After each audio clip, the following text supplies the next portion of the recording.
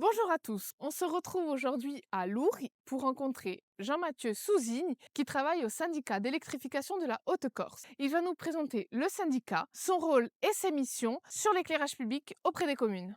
Bonjour. Bonjour. Alors bonjour, moi je m'appelle Jean-Mathieu Sousigne, je suis un des vice-présidents du syndicat d'électrification de la Haute-Corse. Le syndicat d'électrification a plusieurs missions, notamment la création de réseaux, les branchements pour les particuliers, les branchements aussi pour les agriculteurs dans le cadre d'un partenariat avec l'ODARC, l'Office de développement agricole et rural de la Corse. On a aussi des missions sur l'enfouissement esthétique, en partenariat avec l'Office de l'environnement cette fois-ci. On est aussi sur un autre volet esthétique et sécuritaire qui est les fils nus, l'effacement de tous les fils nus, et aussi le service de dépannage d'éclairage public. Donc pour parler de l'éclairage public, est-ce que vous pouvez expliquer clairement quel est le rôle du syndicat pour les communes sur la thématique de l'éclairage public? Le syndicat d'électrification de la Haute-Corse a comme adhérents 234 communes. Sur les 236 de la Haute-Corse, il y en a 234 qui sont membres du syndicat. Sur les 234 qui sont membres, il y en a 114 qui sont adhérentes au service de dépannage de l'éclairage public. Les communes payent un montant par point lumineux sur leur commune et en échange, le syndicat leur fait les prestations de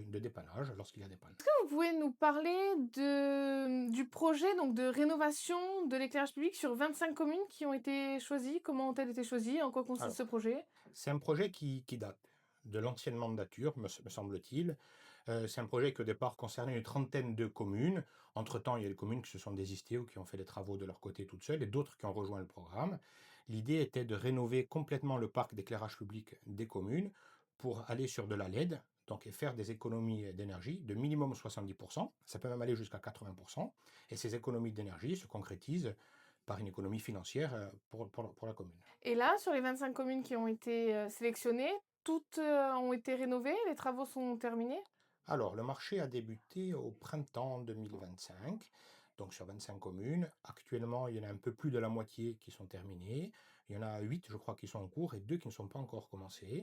C'est des projets longs. On a des grosses communes adhérentes. Il y a des petites communes où ça va assez vite et des communes qui sont beaucoup plus importantes. Il faut savoir aussi qu'on fait avec des entreprises locales, que le tissu entrepreneurial local est relativement modeste. On a peu d'entreprises et les entreprises, on a beaucoup de petites entreprises avec peu de salariés. Ce sont des postes où il faut avoir des compétences, des accréditations, des habilitations. C'est assez coûteux pour les entreprises aussi. Donc, on a deux entreprises co-traitantes et deux sous-traitants aussi. Est-ce que vous avez prévu au syndicat de refaire cette typologie de projet, de sélectionner d'autres communes pour leur rénover l'éclairage public? Alors, ce projet-là est particulier parce qu'on a eu un financement global. On a voté en Assemblée générale un plan de financement de 4 200 000 euros pour ces Ok. 25 communes.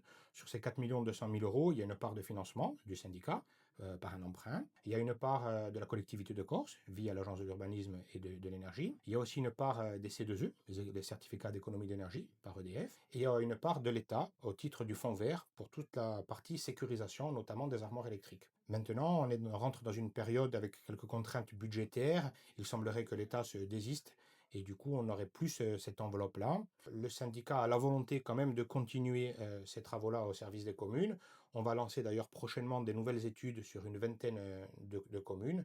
Et l'idée est de trouver un moyen de faire cette prestation quand même aux communes. Peut-être que ça sera différent, peut-être qu'il n'y aura pas le volet sécurisation, peut-être que ça sera plus proche d'un relamping, un changement simplement des luminaires. Le syndicat a la volonté de continuer ce projet. Et là, l'étude que vous allez mener, elle permet de faire quoi? D'avoir une vue d'ensemble du parc des communes? Exactement. En fait, Ok. c'est un marché d'efficience énergétique. L'objectif de ce marché, c'est vraiment de faire de la réduction d'énergie. On rentre dans une problématique d'économie d'énergie. La collectivité de Corse insiste pour ces économies d'énergie. C'est pour ça qu'il y a un financement.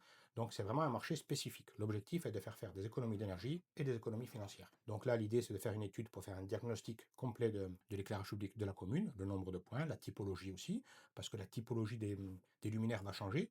Par exemple, les boules qui éclairaient le ciel, c'est interdit maintenant. On doit avoir un éclairage plus respectueux de l'environnement aussi, qui ait moins de pollution visuelle aussi. Donc un éclairage redirigé vers le sol uniquement, avec un coloris particulier, avec une chaleur particulière. Voilà, donc c'est ce diagnostic-là qui va nous permettre de savoir si on est éligible à ce projet. Et est-ce que vous pouvez nous donner 3 bonnes raisons de rénover son éclairage public quand on est une commune?